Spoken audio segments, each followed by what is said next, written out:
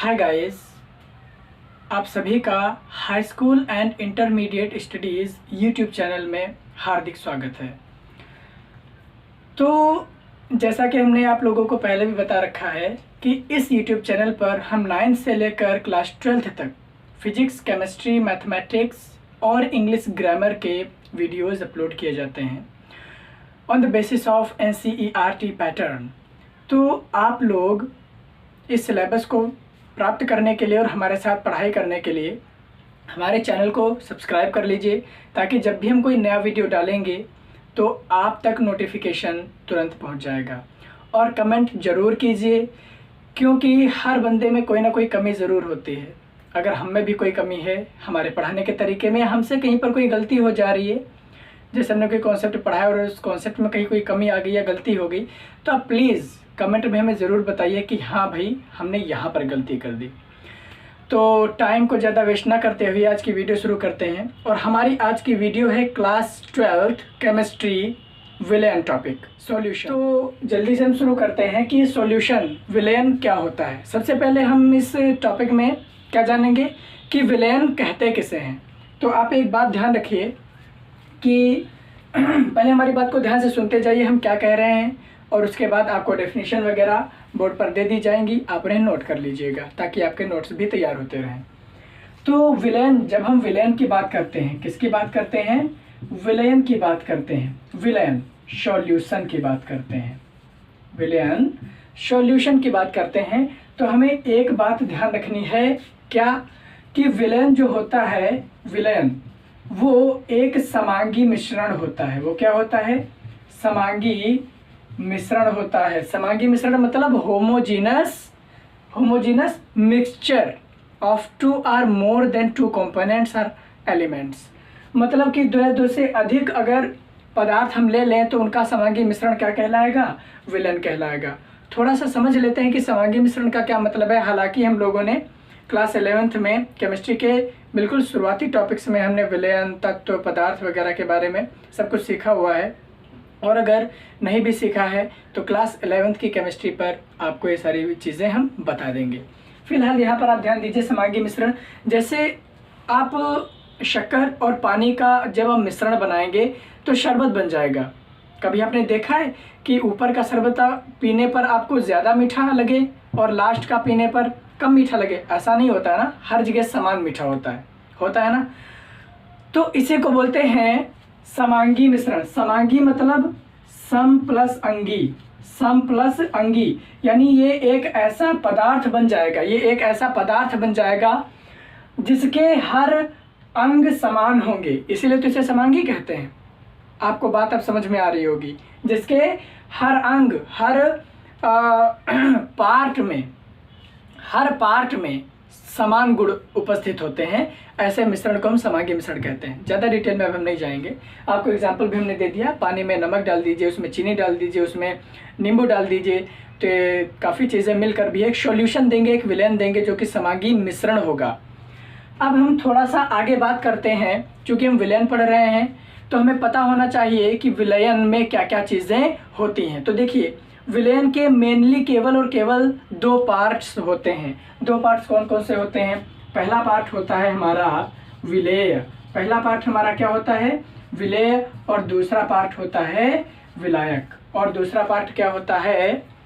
विलायक।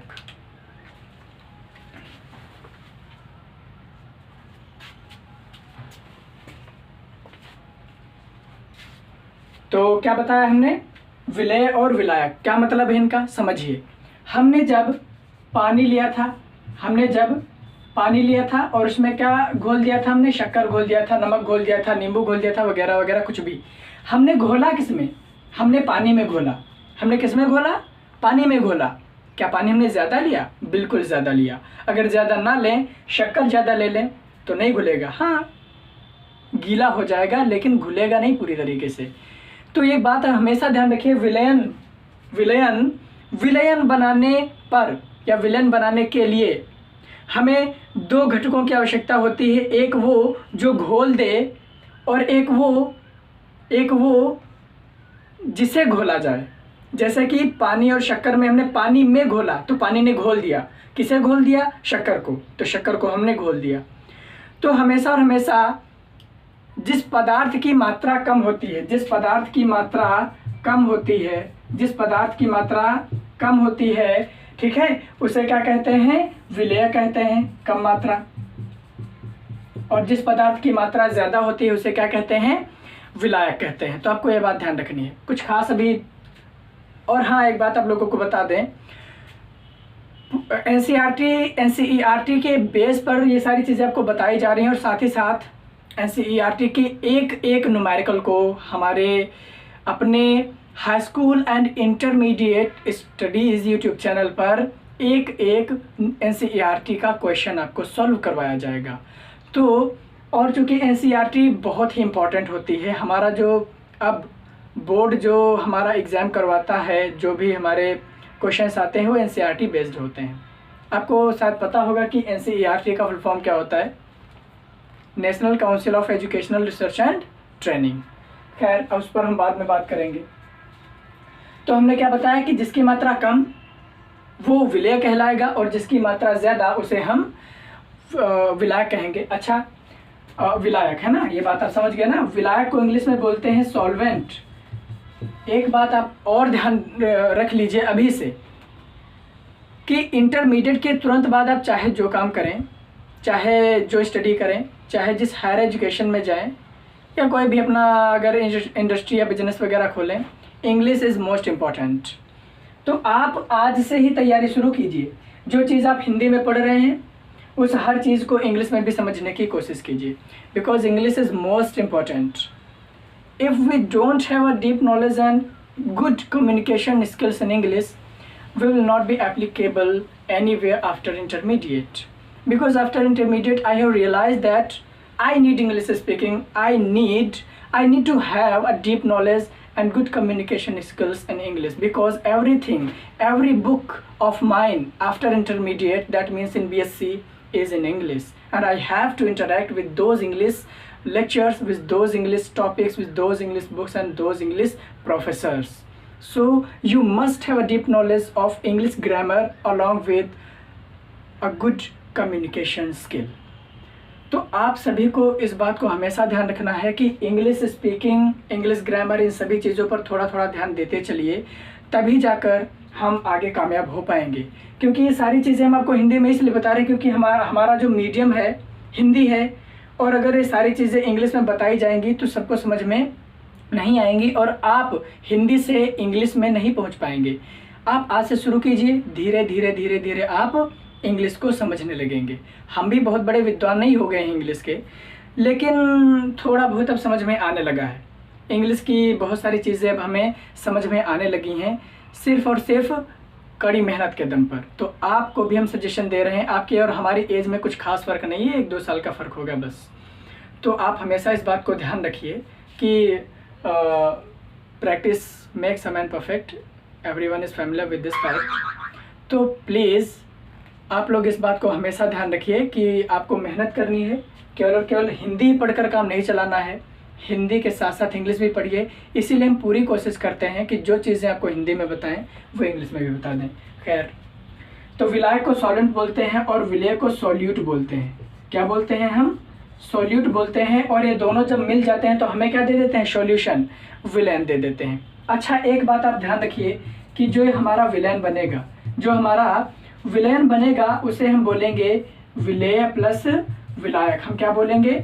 विलेय प्लस विलायक। ये बात आपको समझ आती है? बिल्कुल अच्छे से समझ आती है। थोड़ा सा यहाँ पर ध्यान दे लीजिए। अभी आगे जब हम कुछ चीज़ों पर बात करेंगे, ठीक है, जैसे कि 10% ग्लूकोज पानी में, तो इसका क्या मतलब है अभी आगे हम बताएंगे आपको।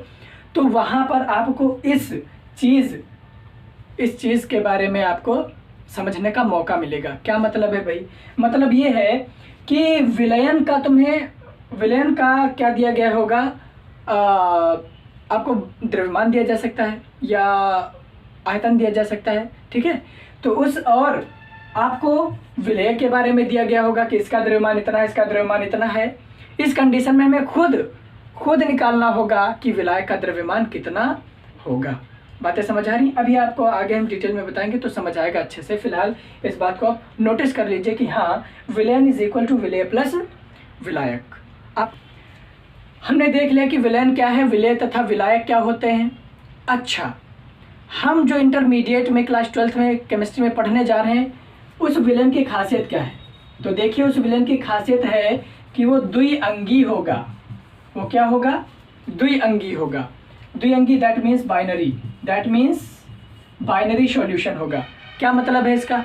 मतलब इसका ये है कि जब हम पानी और शक्कर को मिलाते हैं तो जो विलेन हमें मिलता है, जो हमें विलेन मिलता है, आप इस बात को ध्यान रखिए, जो विलेन मिलता है उसमें कितने घटक हुए? केवल और केवल 2, पानी और शक्कर।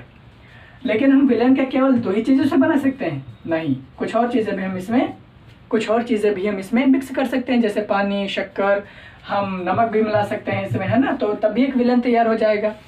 लेकिन ये जो विलेन तैयार होगा उसमें कितने कंपोनेंट आ गए, उसमें कितने अवयव आ गए? 3 आ गए।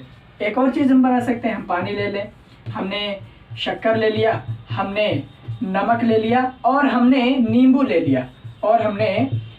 लिया। बातें समझ आ रही हैं? यस, हमने नींबू ले लिया। ठीक है, तो जब हमने नींबू ले लिया तब भी हमारा सॉल्यूशन तैयार हुआ, लेकिन इसमें कंपोनेंट कितने आ गए? 4 कंपोनेंट्स आ गए। आपने देखा होगा कि जब आपको कोई आयुर्वेदिक दवाई दी जाती है तो उसमें कभी कभी कुछ ड्रॉप्स वाला दिया जाता है। तो ड्रॉप्स भी क्या होते हैं, है ना? वो ड्रॉप्स भी हम जब मिलाते हैं पानी में तो वो भी उसमें कम्प्लीटली मिल जाते हैं और वो भी एक सॉल्यूशन तैयार कर देते हैं। तो हम नींबू की जगह पर ड्रॉप डाल देंगे, कोई कुछ खास फर्क पड़ने वाला नहीं है। यहाँ पर जो डिस्कशन किया, हमने बोला कि ये द्विअंगी है, ये त्रिअंगी है और ये चतुअंगी है। मतलब इसमें 4 अंग हैं, यानी इसमें 4 कंपोनेंट्स हैं। मतलब कि जो हमने विलेन बनाया है उसमें 4 चीज़ें मिली हुई हैं, है ना? इसमें 3 चीज़ें मिली हुई हैं और इसमें केवल 2 चीज़ें मिली हुई हैं। तो हमारे इंटरमीडिएट में हम क्या पढ़ेंगे? हम पढ़ेंगे ये वाला, जिसमें केवल और केवल 2 चीज़ें हैं। तो गाइज, हमने अभी देख लिया कि विलेन क्या होता है, विलेय क्या होते हैं, विलायक क्या होते हैं। इन सब के बारे में हमने थोड़ी थोड़ी चर्चा कर ली है। अब आप ये बोर्ड पर हमने डेफिनेशन सबकी लिख दी है, आप इसे नोट कर लीजिए। देखिए इधर, विलेन सॉल्यूशन, 2 या 2 से अधिक पदार्थों का समांगी मिश्रण विलेन कहलाता है। जैसे पानी प्लस शक्कर बराबर शरबत, यही तो बनता है। ये शरबत विलेन बन जाता है। ये तो केवल और केवल विलेन की परिभाषा का एक उदाहरण है। अगली बात देखिए आप कि विलेय क्या होता है। विलेन बनाने में जो पदार्थ घोला जाता है, जैसे हमने पानी और शक्कर में शक्कर को घोला था उसे विलेय कहते हैं। तो शक्कर यहाँ पर क्या काम करेगी? विलेय का काम करेगी। विलेयन में इसकी मात्रा उस पदार्थ से कम होती है जिस पदार्थ में विलेय घोला जाता है। जैसे कि हमने पानी में शक्कर को घोला था तो पानी ज़्यादा था और शक्कर कम थी, तो शक्कर कम थी तो शक्कर को हमने क्या बोल दिया? विलेय। तो आपको इतनी बातें समझ आ गई हैं? Please take a screenshot. तो गाइज, आज के इस वीडियो के लास्ट टॉपिक पर हम थोड़ी सी चर्चा कर लेते हैं। देख लीजिए, चतुअंगी विलेन, क्वाटरनरी सॉल्यूशंस, ये आर बना हुआ है, आप लोग थोड़ा सा इसे ध्यान में रखिएगा। ऐसे विलेन जिनमें 4 अवयव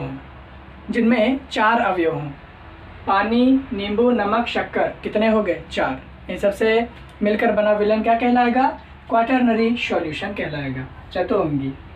बहुअंगी, अब बहुत सारे अगर हमारे पास अवयव आ जाए, है ना, तो उसे हम बहुअंगी विलेन कहेंगे, पॉलीनरी सॉल्यूशन कहेंगे। ऐसे विलेन जिनमें बहुत सारे अवयव हों बहुअंगी विलेन कहलाते हैं। और बहुअंगी विलेन का सबसे अच्छा एग्जाम्पल हमारी गैस, वो जो वायु है ना, विभिन्न गैसों का मिश्रण, ठीक है। बहुअंगी विलेन पर आते हैं, पॉलीनरी सॉल्यूशंस, ऐसे विलेन जिनमें बहुत सारे अवयव हों बहुअंगी विलेन कहलाते हैं। तो बहुअंगी विलेन जिनमें बहुत सारे कंपोनेंट्स हो जाए, है ना, बहुत सारे अवयव हो जाए। और बहुअंगी विलेन का सबसे अच्छा एग्जाम्पल क्या होता है? वायु, एयर, ठीक है, क्योंकि एयर में बहुत सारी गैसें आपस में घुली हुई होती हैं। तो please take a screenshot.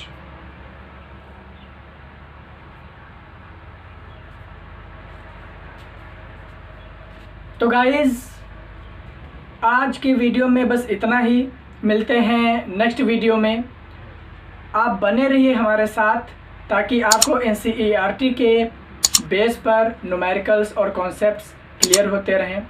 So thank you very much for watching my video. Thank you very much. Thank you.